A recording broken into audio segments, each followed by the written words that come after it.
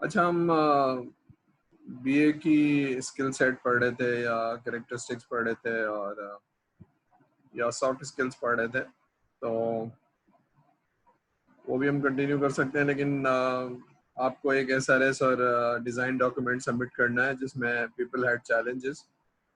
और अभी हम जब भी आप चीज़ें पढ़ रहे हैं तो देर आर सपोर्टिंग कोर्सेज जो आपको हेल्प आउट करते हैं। तो एक तो ये था कि भाई हम जो कोर्स पढ़ रहे हैं और चीज़ें पढ़ रहे हैं उसमें क्या मिस्टेक्स थी और प्रैक्टिकल वर्क क्या है। दूसरा ये है कि जी हमें हेल्प मिल जाए जो हम एसआरएस बना रहे हैं, तो कॉमन मिस्टेक्स क्या हैं, कहाँ मुझे वीकनेस नज़र आई। तो कुछ लोगों ने पूछा, कुछ लोगों ने रिक्वेस्ट किया, तो आज का लेक्चर हम देखिए, बहुत अच्छी बात है कि हमारे जहनों में सवाल आता रहे हैं कि भाई हम क्या करें, कैसे करें, गलत क्या है, सही क्या है, which is a good sign. You are not taking it for granted but you are trying to answer few question. तो लर्निंग ऐसी होती है कि जहन में सवाल आते हैं और फिर आप उसको जवाब मिलता है, तो फिर आपकी लर्निंग होती है। ठीक है, तो हम रिक्वायरमेंट इंजीनियरिंग पढ़ रहे हैं जिसका एक आउटकम यह है कि हमें रिक्वायरमेंट डॉक्यूमेंट करना आ जाए। ठीक है, तो उसमें एक पार्ट ये कि कस्टमर को समझना। कस्टमर को समझने का मतलब है पीपल हैंडलिंग। दूसरा डोमेन को समझना, यानी वर्टिकल को या बिजनेस को समझना, दैट इज अनदर एरिया। ठीक है, तो हमने ना कोई डोमेन पढ़ा है ना कोई वर्टिकल पढ़ा है। ठीक है, हमने ह्यूमन रिसोर्स मैनेजमेंट को एक लेक्चर में समझने की कोशिश की है और हम बना रहे हैं। तो ऑनलाइन कार लीजिंग, उसमें सर ने टाइम दिया था, पढ़ लो सारी चीज़। अब हम उसके एसआरएस देखते हैं कि कॉमन मिस्टेक्स कहाँ सर को नज़र आ रही हैं। तो मैंने IEEE का नहीं लिया है, बल्कि जो CS डिपार्टमेंट का FIPA फॉर्मेट जो आप लोगों को मिला है वो मैंने ले लिया है। तो उसमें कहाँ कहाँ मिस्टेक्स नज़र आ रही हैं उसको कॉन्सेप्चुअली डिस्कस करेंगे। ठीक है, क्या लिखना है हम ये डिस्कस नहीं करेंगे, वो लिखी हुई है कुछ एग्जाम्पल्स, बट हम ये देखेंगे कि कहाँ क्या चीज़ मांग रहा है वो डॉक्यूमेंट। ठीक है, तो इस तरह से हम चलेंगे। अच्छा, दूसरी बात ये है कि हमने, क्योंकि सॉफ्टवेयर इंजीनियरिंग अब मैंने क्योंकि नहीं पढ़ा है आपको और ये वाला कोर्स आप पढ़ रहे हैं, तो जहाँ कहीं वीकनेस आए या कोई चीज़ समझ में नहीं आ रही है तो raise your hand and stop me there. कोई तकल्लुफ नहीं करें पूछने में। ठीक है ना, because this is very important part of the learning. जो चीज़ समझ में नहीं आ रही है उस वक्त सर को रोकें, चाहे वो रिक्वायरमेंट इंजीनियरिंग की हो, चाहे वो सॉफ्टवेयर इंजीनियरिंग की हो, चाहे वो किसी और चीज़ की हो। Question is a question. ठीक है, तो यहाँ से हम शुरू करते हैं। अब ये वो फॉर्मेट है जो मैंने कॉपी कर लिया है। ठीक है, और इसको यहाँ पर जैसे ही आपका ये लिखा हुआ है वैसे यहाँ पर था, तो मैंने ऑनलाइन कार लीजिंग सिस्टम डाल दिया और ये वाला फॉर्मेट है। ये पहला पेज है, पूरा कॉपी नहीं किया, लेकिन बहरहाल आपके जहन में हो गए, तो मैं इसको अपलोड कर दूंगा, आप देख लीजिएगा। मैं यहाँ से शुरू करता हूँ। ठीक है, this is the challenge introduction part में जो मैंने देखा है कि purpose of the document and intended audience, इसमें थोड़ा सा चैलेंज नजर आ रहा है। बच्चों को समझ में नहीं आ रहा है कि क्या चीज़ है। तो समझ लीजिए, इंट्रोडक्शन दे रहे हैं आप और इसमें पर्पस ऑफ द डॉक्यूमेंट, यानी जो एसआरएस बन रहा है वो किस मकसद के लिए बन रहा है। बात समझ में आ रही है? The purpose of this SRS.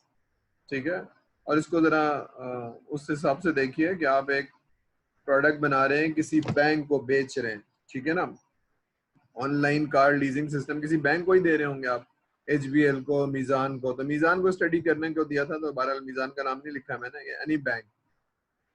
ठीक है, तो पर्पस ऑफ द डॉक्यूमेंट समझिए कि ये डॉक्यूमेंट में किसको दे रहा हूँ। ठीक है, और इस डॉक्यूमेंट में क्या होगा। तो इस डॉक्यूमेंट में क्या होगा जनाब, इस डॉक्यूमेंट में जो भी डिटेल डिस्क्रिप्शन है ऑनलाइन कार लीजिंग सिस्टम का वो होगा। ठीक है, और इसके अंदर I'll try to explain the purpose and feature of the softwares। ठीक है, तो इसलिए लिख रहे हैं कि जिसने कहा है उसको भी मालूम हो जाए कि क्या चाहिए, और जिनसे बनवाएंगे। अभी आपको याद आ रहा है कि you are a business analyst या you are a requirement engineer.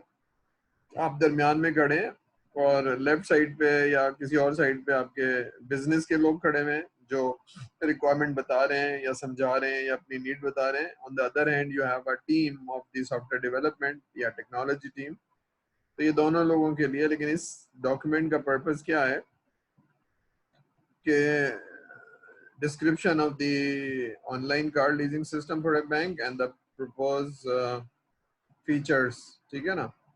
तो ये मैंने हाईलाइट कर दिया है कि ऑनलाइन कार लीजिंग सिस्टम, और आप और भी कुछ लिख सकते हैं, but try understand what is the demand of this heading, कि ये हेडिंग मांग क्या रही है आपसे, पर्पस ऑफ दिस डॉक्यूमेंट, ये पर्पस क्या है, ये क्यों लिखी है आपने, तो ये आपने लिखना है। तो इसमें से कोई चीज़ नहीं समझ में आए तो पूछ लीजिए। तो मेरे ही समझ में आया कि जनाब हम इसमें फंक्शनैलिटी लिखेंगे और पोटेंशियल डेवलपर टीम को भी पढ़ेंगे। तो जो एक्चुअली चैप्टर 4 है, या सेक्शन 4 है, नॉट चैप्टर 4, सेक्शन 4 इसका जो है ना वो डेवलपमेंट टीम के लिए जो फीचर्स एंड फंक्शनैलिटी लिखी जा रही है, ठीक है। अब इसकी इंटेंडेड ऑडियंस कौन सी है, तो ये डॉक्यूमेंट मैं लिख रहा हूँ, इन दो लोगों से पूछ रहा हूँ, मार्केटिंग टीम और ऑनलाइन और जो बैंक की जो लीजिंग टीम है, इन लोगों से मिल रहा हूँ और ये लोग मुझे बता रहे हैं, तो मैं इनकी रिक्वायरमेंट लिख रहा हूँ और इनसे वेरीफाई करूंगा। तो ये मेरी ऑडियंस है, ठीक है। अगर कोई और ऑडियंस है तो वो भी लिख लीजिए। तो ये मेरी ऑडियंस है, इनको लिए मैं लिख रहा हूँ, और ये बनाने के बाद, डॉक्यूमेंट बनाने के बाद, अल्टीमेटली डेवलपमेंट टीम जो इस पे काम करेगी वो भी इसकी ऑडियंस है। ऑडियंस ये का मतलब पढ़ेगा कौन इसको, पढ़ेगा तो कोई भी पढ़ सकता है, लेकिन बहरहाल मैं डॉक्यूमेंट को इसलिए लिख रहा हूँ कि मैं रिक्वायरमेंट सही समझाऊं, इन ऊपर वाले दो लोगों से पूछूंगा और फिर वेरीफाई करा के ये उठा के डेवलपमेंट टीम को दे दूंगा। तो do you understand the intended audience of this document? ये बात समझ में आ रही है भाई लोग? Do you understand the point? Yes sir. हाँ, देखिए इसको मैं इसलिए कह रहा हूँ कि इसको सीरियसली लीजिए, क्योंकि हमें समझने की जरूरत है। समझ में आएगा तो फिर वो एसआरएस बनाना आसान हो जाएगी, ठीक है। तो ये है। तो अब आपको जो भी समझ में आ रहा है, लेकिन आपको ये समझ में आना चाहिए कि इंट्रोडक्शन का मतलब क्या है। अभी मैंने स्पेसिफिकेशन या रिक्वायरमेंट लिखनी नहीं शुरू किया, लेकिन आपको एक पेज दे दिया है कि जनाब इसमें मैं क्या लिखा हुआ है, इसमें क्या लिखूंगा और ये किसके लिए है, ठीक है ना। ये मैंने लिख दिया। उसके नीचे एब्रीविएशन है, तो एब्रीविएशन तो इतना मुश्किल नहीं है आपको, ठीक है। 1.3 इज एन एब्रीविएशन, तो वो मैंने लिखा नहीं है। अब मैं 2 में चला जाता हूँ। बैकग्राउंड में मैं नहीं गया हूँ कि दैट कैन वेरी, लेकिन प्रॉब्लम स्टेटमेंट में बहुत चैलेंजेस हैं बच्चों को। प्रॉब्लम स्टेटमेंट क्या होता है, प्रोजेक्ट स्कोप क्या होता है, इसको जरा समझ लेंगे एग्जाम्पल के साथ, ताकि हमें चैलेंज ना हो। अच्छा, ये भी एक नोट किया गया है कि प्रॉब्लम लिखते लिखते नीचे हम लिखते जाते हैं कि सोल्यूशन क्या करेगा, सोल्यूशन क्या करेगा, सोल्यूशन क्या करेगा। भाई प्रॉब्लम एक अलग चीज है, सोल्यूशन एक अलग चीज है। प्रॉब्लम एक प्रिसाइज स्टेटमेंट है। मसलन योर FYP शुरू करने की वजह should be a problem statement. मसलन आप कोई कराची की ट्रांसपोर्ट को ऑटोमेशन कर रहे हैं, that is a solution, that is your FYP। वो इसमें नहीं आएगा। सवाल ये कि क्यों कर रहे हैं, ठीक है, that is your problem statement. वो बहुत ही क्लियरली स्पेसिफाई होना चाहिए, वक्त या पता नहीं, या जो भी उसका प्रॉब्लम स्टेटमेंट है, कि जिन लोगों को बहुत सारी चीजों का पता नहीं है, ट्रांसपोर्टेशन का पता नहीं है, तो there has to be a very clear, precise. अच्छा, ये लिखने में थोड़ा टाइम लगता है। जो आप लिखेंगे तो एक पैराग्राफ लिख देंगे, फिर उसको प्रिसाइज करेंगे, फिर उसको क्लैरिफाई करेंगे, यही तो काम है आपका। एक बहुत ही precise, clearly written problem statement, ठीक है। अब मैंने क्या लिखा हुआ है, हम एक कार, ऑनलाइन कार सिस्टम बना रहे, ऑनलाइन कार लीजिंग सिस्टम बना रहे। तो मैंने क्या लिख दिया है, मैंने लिख दिया है कि एवरी फैमिली नीड कार, ठीक है। लेकिन दूसरा प्रॉब्लम क्या है कि majority of them can not pay the heavy amount to purchase. अब कैश मेरे हाथ में नहीं है, 10 लाख, 12 लाख, 15 लाख, ठीक है। तो क्या करता है कि बैंक जो है वो फाइनेंसिंग ऑफर करता है। तो हम कहते हैं कि भाई बैंक से पैसा ले लिया जाए। और अच्छा, एक अक्सर जगहों पर बच्चों के उसमें लिखा हुआ है कि leasing is cheaper. Leasing cheaper नहीं होती है भाई, लीजिंग हमेशा महंगी होती है। थोड़ा सा फाइनेंस उनको पढ़ लीजिए। बैंक जब भी पैसा देगा आपसे 11%, 13% लेगा, क्योंकि आपको 13-11% देता है ना, 2% वो अपने पास रखता है, या जो भी फाइनेंसिंग की टर्म है।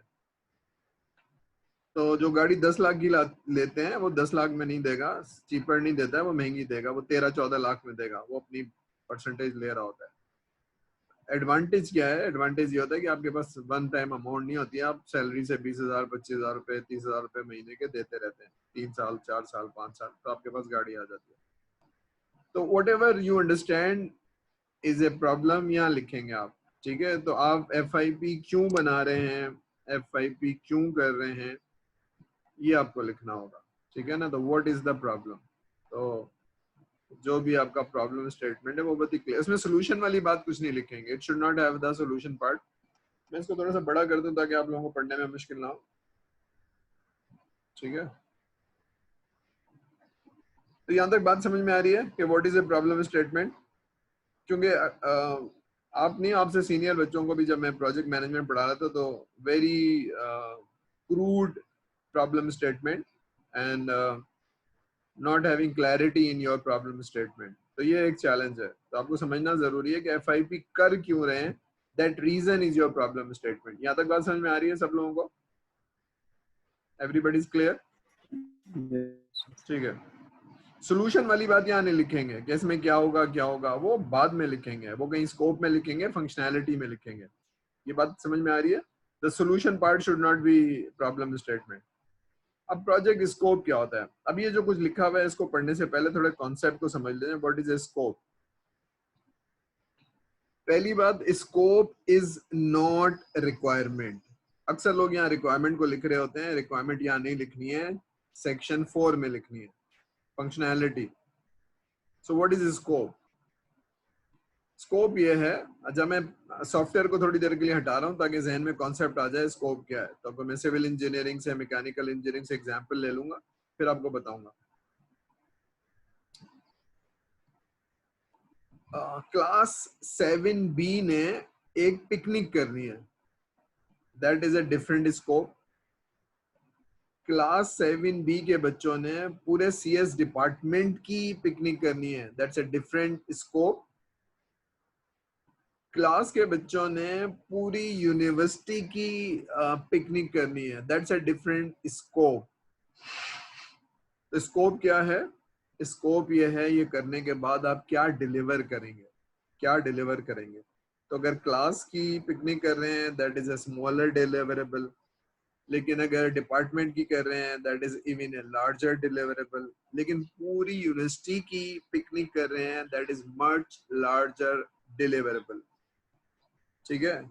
तो डिटेल में नहीं जा रहा हूँ, कौन सी बस होगी, कौन सा खाना होगा, कितने बजे जाएंगे, कितने बजे वापस आएंगे, रुकेंगे कहाँ, हट कहाँ होगी। I am not talking about detail, I am talking about boundaries.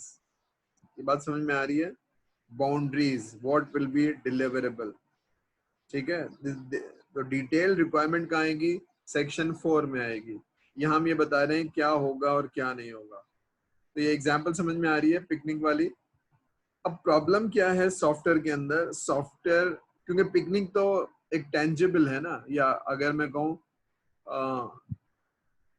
2 कमरे का मकान या 20 कमरे का महल, तो we can understand because this is not intangible, this is tangible. तो स्कोप नजर आ जाता है, उसकी एफर्ट नजर आ जाती है, ठीक है ना? लेकिन सॉफ्टवेयर के अंदर बड़ा छोटा नजर नहीं आता है, कॉम्प्लेक्स और लेस कॉम्प्लेक्स नजर नहीं आता है। तो इसलिए agreement between the party is necessary, that is scope, ठीक है? छोटे सॉफ्टवेयर में कम एफर्ट लगेगी, कम कॉस्ट लगेगी, बड़ा सॉफ्टवेयर में ज्यादा एफर्ट लगेगी, ज्यादा कॉस्ट लगेगी। लेकिन बड़ा कितना है, छोटा कितना है, कितना कॉम्प्लिकेटेड है, ये नजर नहीं आता है। इसलिए स्कोप की बाउंड्रीज को डिफाइन करना before you move forward is mandatory. अगर ये नहीं किया तो फिर एक अंडरस्टैंडिंग नहीं हुई और कस्टमर इस पे शरारत भी कर सकता है, और हो सकता है उसकी समझ में नहीं आया, वो तो समझ रहा था ये सब मिलेगा, ठीक है? तो this is a little bit difficult, क्योंकि कस्टमर के जहन में कुछ और है, आपके जहन में कुछ और है। स्कोप को लॉक करना जरूरी है।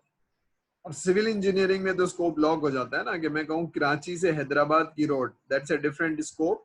कराची से इस्लामाबाद की road, that's a different scope. इसमें कोई कंफ्यूजन नहीं है ना कि कराची से हैदराबाद वाली छोटी होगी और कराची से इस्लामाबाद वाली scope is a larger scope, इसमें कोई कंफ्यूजन नहीं है, ठीक है ना।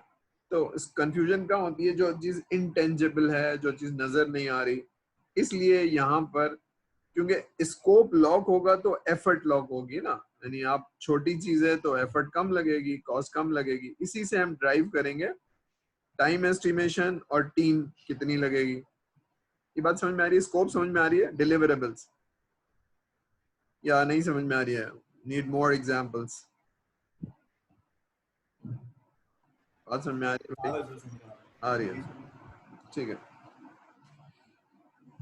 चलिए अभी एक रिसेंटली कस्टमर ने मुझे कहा कि हमें ओपन सोर्स ईआरपी चाहिए, ठीक है। ये जुमला का फिर कहने लगे कि कितना टाइम और कितनी कॉस्ट लगेगी। मैंने कहा भाई आप बताएंगे तो कितने कौन कौन से मॉड्यूल चाहिए, what is in the scope, ठीक है। आप स्कोप बताएंगे तो हम प्राइस बताएंगे ना। आप 40 मॉड्यूल चाहिए या 4 मॉड्यूल चाहिए या 10 मॉड्यूल चाहिए, ठीक है, तो you tell us the scope.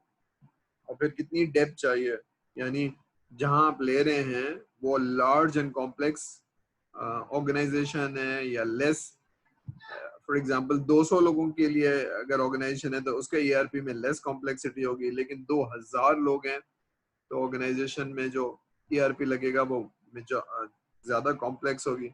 तो you need to agree on that. कहेंगे ये तो मुझे पता नहीं है, मैंने कहा ये पता करके बताएंगे तो फिर हम आपको बताएंगे ना, तो सो दैट, तो बात समझ में आ रही है आपको, स्कोप ये चीज है। अब इस स्कोप को मैंने लॉक कर लिया और मैंने कहा कि जनाब इस प्रोजेक्ट में हम क्या देंगे, हम कहेंगे जनाब वेबसाइट पे एक कैलकुलेटर देंगे जिसमें आप अपनी बेसिक अमाउंट डालेंगे।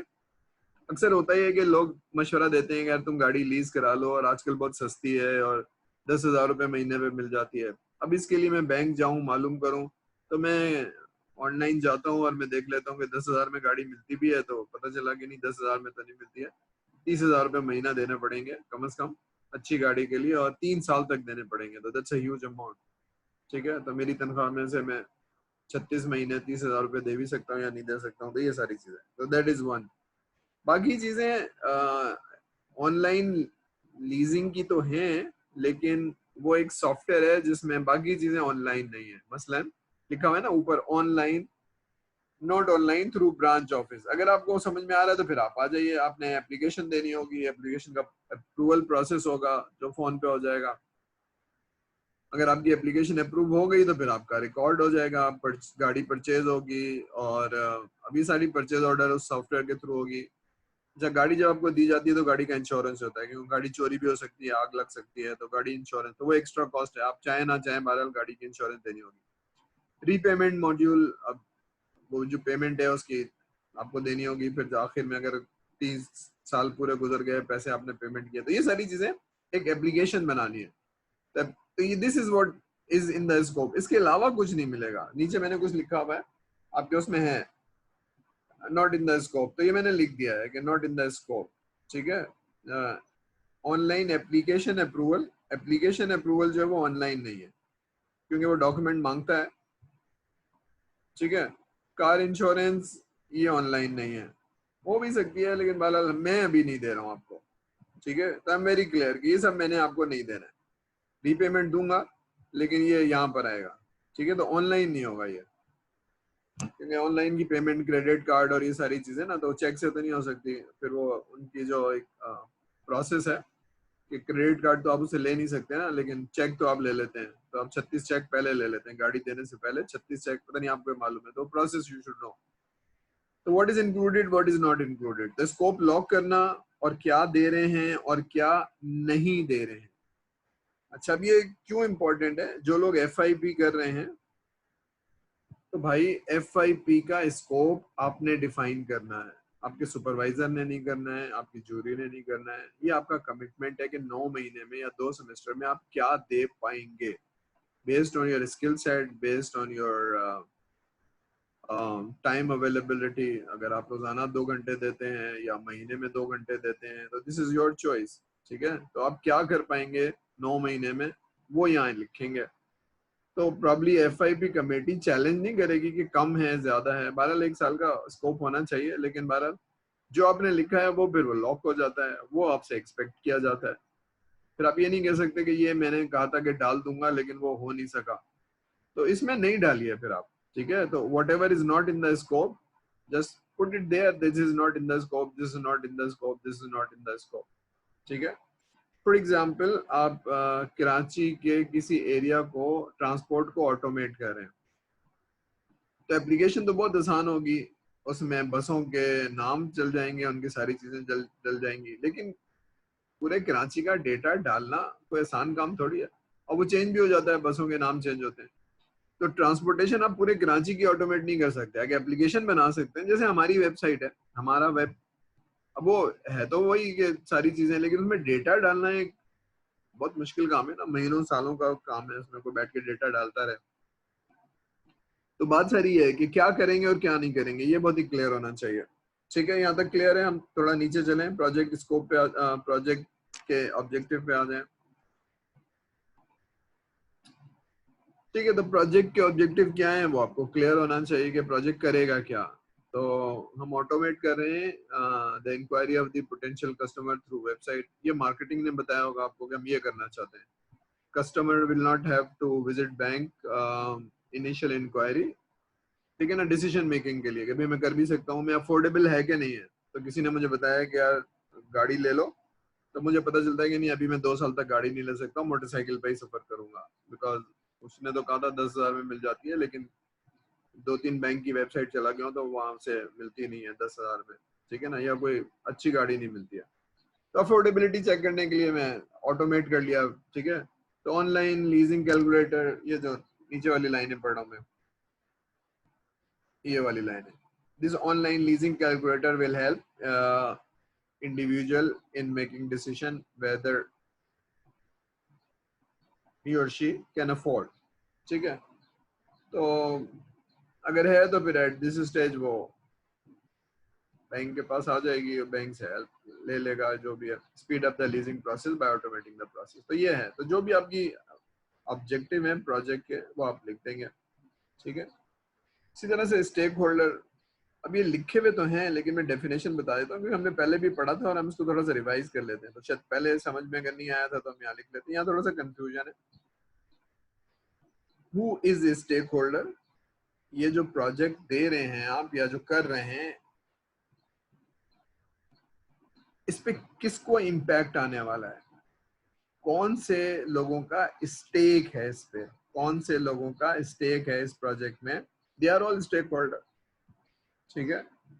तो ये प्रोजेक्ट एक्चुअली बन किसके लिए रहा है, विजिटर, कस्टमर, या जो भी आप कहना चाहें, तो देयर आर टर्मिनोलॉजी, तो विजिटर कह लें या कस्टमर कह लें या प्रोस्पेक्ट कस्टमर कह लें, कस्टमर कह लेते हैं चलिए। तो अगर वो कस्टमर है तो फिर वो बैंक के पास आएगा, तो बैंक उसको जवाब देगा। उसके अलावा कार डीलर, कंपनी नहीं लेकिन कार डीलर इसमें होती है, लेकिन ये सब एक सॉफ्टवेयर बनेगा तो सॉफ्टवेयर को एडमिनिस्ट्रेट करने के लिए भी एक स्टेक होल्डर है, या जो भी कोई होगा जो उसको चला रहा होगा, सॉफ्टवेयर की हार्डवेयर सॉफ्टवेयर ये सारी चीजें, सपोर्ट, ये भी एक चीज है, ठीक है ना। तो एक तो यूजेबिलिटी, लेकिन एक है उसकी मेंटेनेबिलिटी, तो ये जो येलो वाला पार्ट है ये भी एक स्टेक होल्डर है, मेंटेनेबिलिटी। लेकिन जब आप एफआईपी कर रहे हैं तो इसमें आपके सुपरवाइजर स्टेक होल्डर हैं, आपकी ज्यूरी एक स्टेक होल्डर है, उनका एक अलग रोल है, ठीक है ना। तो जो भी, they are all stake holders, तो जो भी आपको समझ में आ रहा है इस प्रोजेक्ट से इम्पैक्ट होंगे वो आपके स्टेक होल्डर हैं। ऑपरेटिंग एनवायरनमेंट आप लिख देंगे जो भी है, मैंने लिखा नहीं है क्योंकि ये क्लैरिटी है लोगों को कि भाई विंडोज में बनेगा, लिनक्स में बनेगा, कौन से टूल में बनेगा, सारी चीजें, ठीक है। कोई सवाल है तो पूछ लीजिए वरना मैं नीचे जा रहा हूँ। कंस्ट्रेंट में बहुत गलतियां थी, मैं बता रहा हूँ व्हाट इज अ कंस्ट्रेंट, फिर हम पढ़ लेंगे। कंस्ट्रेंट क्या चीज होती है भाई, कंस्ट्रेंट कोई लिमिटेशन होती है, वो बजट का कंस्ट्रेंट हो सकता है, टाइम का कंस्ट्रेंट हो सकता है, टेक्नोलॉजी का हो सकता है।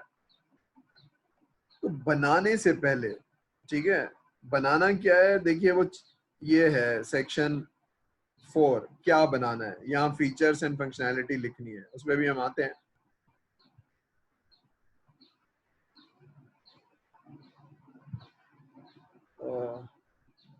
ठीक है,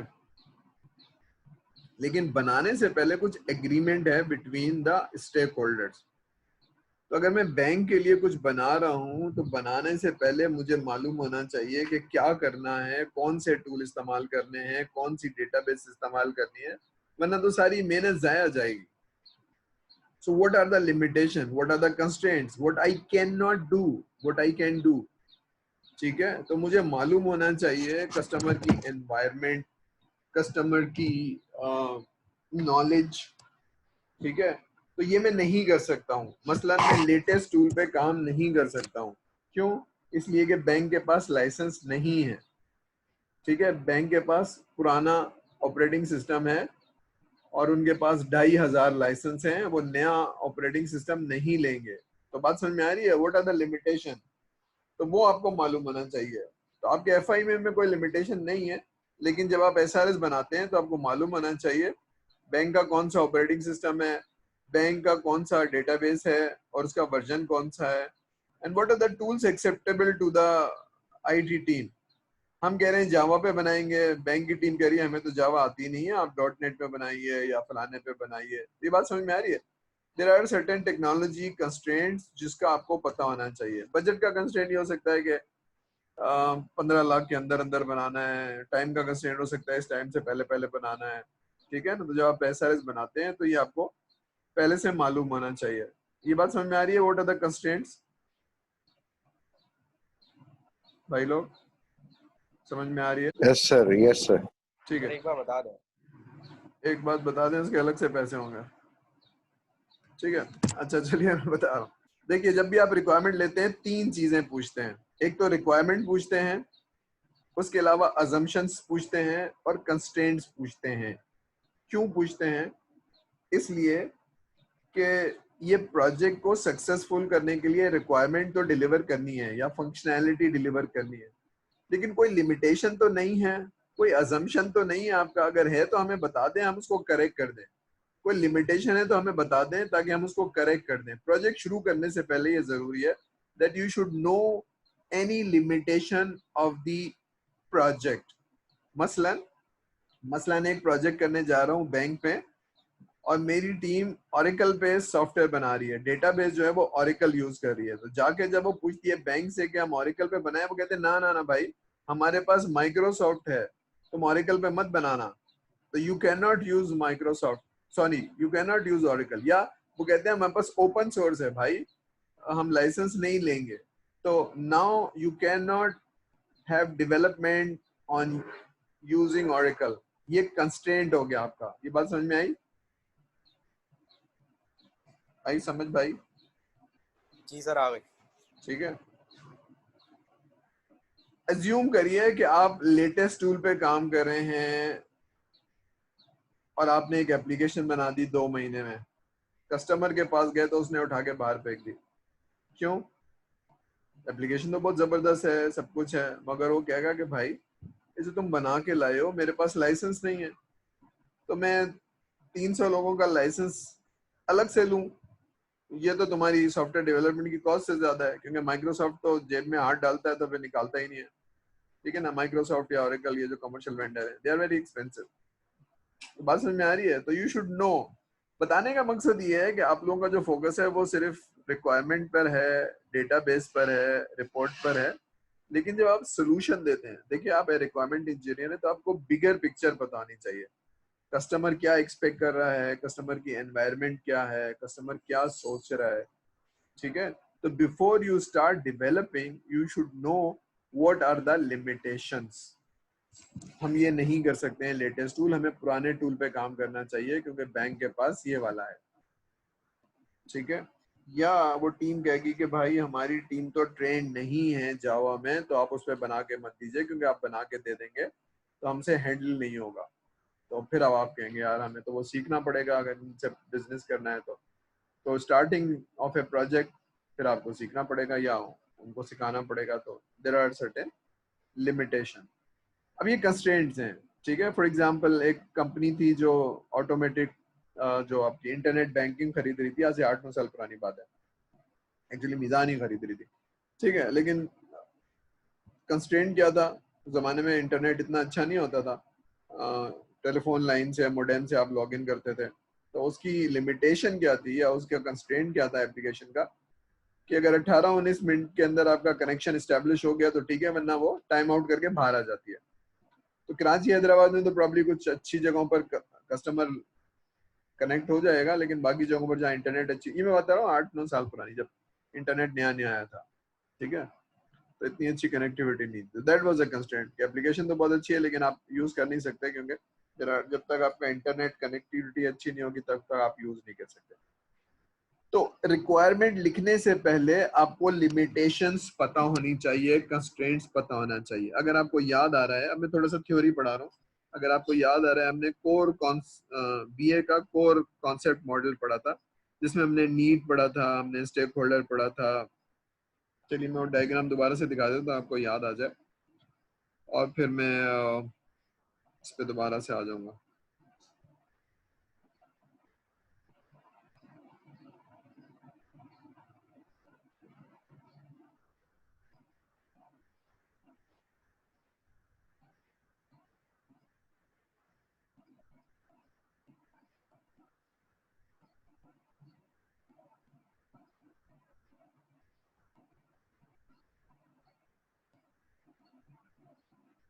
जी ये डायग्राम नजर आ रही है आप लोगों को? बिजनेस एनालिस्ट का कोर कॉन्सेप्ट मॉडल आ रही है नजर? Yes sir. ठीक है, तब हम क्या बात कर रहे हैं? कंस्ट्रेंट्स की बात कर रहे हैं। तो देखिए, नीड अलग चीज है, सोल्यूशन अलग चीज है, चेंज अलग चीज है, स्टेक होल्डर अलग चीज है, वैल्यू अलग चीज है। कॉन्टेक्स्ट, कॉन्टेक्स्ट क्या चीज है? वो ऑर्गेनाइजेशन का कल्चर, ऑर्गेनाइजेशन का हार्डवेयर, ऑर्गेनाइजेशन का बिलीव, इससे आप बाहर नहीं जा सकते, ठीक है, इससे आप बाहर नहीं जा सकते हैं। ये डायग्राम में दिखाता हूँ आपको, ये डायग्राम देखिए कि जो सोल्यूशन है आप दे रहे हैं ये ऑर्गेनाइजेशन के कॉन्टेक्स्ट के अंदर ही होगी। तो देख रहे हैं आप इसको, उसमें जो हार्डवेयर अवेलेबल है, जो सॉफ्टवेयर अवेलेबल है, जो ऑपरेटिंग सिस्टम है, इसके अंदर ही होगी, इससे बाहर नहीं जा सकते आप। ये बात समझ में आ रही है? तो दे आर लिमिटेशंस, ठीक है। यानी सिटी बैंक जो लेगा वो यूबीएल नहीं ले सकता है, क्योंकि उस ऑर्गेनाइजेशन की लिमिटेशन है ना, हार्डवेयर की, ऑपरेटिंग सिस्टम की। ये बात समझ में आ रही है? तो before you start developing you should know those constraints. तो एक्चुअली जब आप एसआरएस लिखते हैं तो आपको ऑर्गेनाइजेशन के बारे में ये चीजें पता होती हैं। यहाँ तक बात क्लियर हो गई? तो जो सिस्टम के कंस्ट्रेंट्स हैं वो यहाँ लिखेंगे, नहीं है तो लिख देंगे नॉट एप्लीकेबल। आपके एफआईबी में ज्यादातर चीजें नॉट एप्लीकेबल होंगी, कोई कंस्ट्रेंट्स नहीं है। हो सकता है कंस्ट्रेंट हो, एरिया का कंस्ट्रेंट हो, कि अगर आप, मैंने बताया ना कि अगर आप ऑनलाइन ट्रांसपोर्टेशन सिस्टम बता रहे हैं तो आप कह रहे हैं भाई हमारी कैपेसिटी की लिमिटेशन है। कैपेसिटी क्या है कि 3 बच्चे पूरे कराची का डेटा नहीं एंटर कर सकते, तो हम सॉफ्टवेयर तो बना देंगे लेकिन सिर्फ मलीर का करेंगे या डिफेंस का करेंगे या बीएचएस सुफा के आसपास का एरिया का हम डेटा डाल देंगे, बाकी हम नहीं डालेंगे, ठीक है। तो ये समझ में आ गई लिमिटेशंस, सिस्टम कंस्ट्रेंट्स। टेक्नोलॉजी के कंस्ट्रेंट्स अब ज्यादा मेंशन हो गए यहाँ पर, ठीक है। ठीक है, मैं आगे जा रहा हूँ। अच्छा, यहाँ शायद समझ में नहीं आया या क्या है, यहाँ बहुत मिस्टेक्स नजर आ रही है मुझे। यहाँ पर टूल्स की बात हो रही है, यहाँ पर बहुत सारी चीजों की बात हो रही है। यहाँ टूल्स वूल्स नहीं बताना है भाई, देखिए जुमलों का मतलब समझिए। इंटरफेस, ठीक है, इंटरफेस का मतलब है ये सॉफ्टवेयर जो हम बना रहे हैं किसी चीज से कनेक्ट होगा या इंटीग्रेट होगा, ठीक है। एक्सटर्नल इंटरफेस का मतलब है किसी चीज से इंटीग्रेट होगा, ठीक है। जो मैं सॉफ्टवेयर बना रहा हूँ, एसआरएस लिख रहा हूँ, ये किसी चीज से इंटीग्रेट होगा, या तो हार्डवेयर से या सॉफ्टवेयर से। ये जुमला समझ में आ रहा है? इंटरफेस का मतलब है कनेक्ट होना, इंटीग्रेट होना, ठीक है। ये जुमला समझ में आ रहा है? एक्सटर्नल इंटरफेस रिक्वायरमेंट, यानी ये सिस्टम स्टैंड अलोन नहीं होगा। जो मैं बना रहा हूँ ये स्टैंड अलोन नहीं होगा। ऑर्गेनाइजेशन में मैं बनाने के बाद किसी सिस्टम से डेटा पुश करेगा या डेटा पुल करेगा, वहां से खींच के लाएगा और रिपोर्टें दिखाएगा। तो ये स्टैंड अलोन सिस्टम नहीं है, ये किसी सिस्टम से इंटीग्रेट होगा या इंटरफेस होगा, बातचीत करेगा। ये बात समझ में आ रही है? आ रही है भाई? Yes sir. ठीक है। तो ऑर्गेनाइजेशन में आप जो बहुत सारे सॉफ्टवेयर बनाते हैं वो नॉर्मली सॉफ्टवेयर स्टैंड अलोन नहीं होते हैं।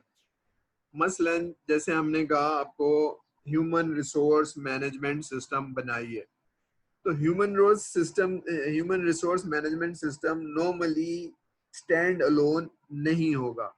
वो जाके इंटीग्रेट होगा पेरोल से, तो आपकी कुछ चीजें वहां पर पुश होंगी। फॉर एग्जाम्पल अटेंडेंस, तो अटेंडेंस जो भी होगी रोजाना की, महीने की, वो जाके पेरोल सिस्टम में पुश होगी, उसकी बेसिस पे आपकी तनख्वाह बनेगी।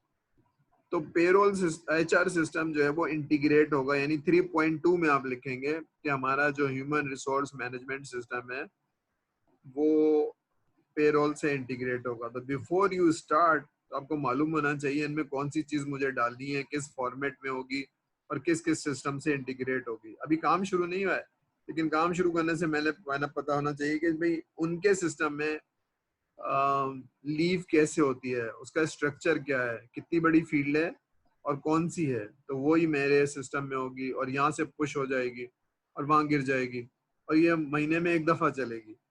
तो ये सारी चीजें हैं, यानी नीड एक अलग चीज है, रिक्वायरमेंट एक अलग चीज है। नाउ ये सिस्टम अकेले नहीं होगा, सिस्टम अटैच हो जाएगा। हार्डवेयर इंटरफेस क्या है, for example human resource management system बना रहा हूं, तो क्या अटेंडेंस होगी या फेस रिकॉग्नाइजेशन सिस्टम या थंब रिकॉग्नाइजेशन सिस्टम? तो मैं कहता हूँ थंब से आपकी अटेंडेंस होगी। तो जनाब मेरा पेरोल जो है ना वो हार्डवेयर से अटैच होगा, वो वाली जो मशीन है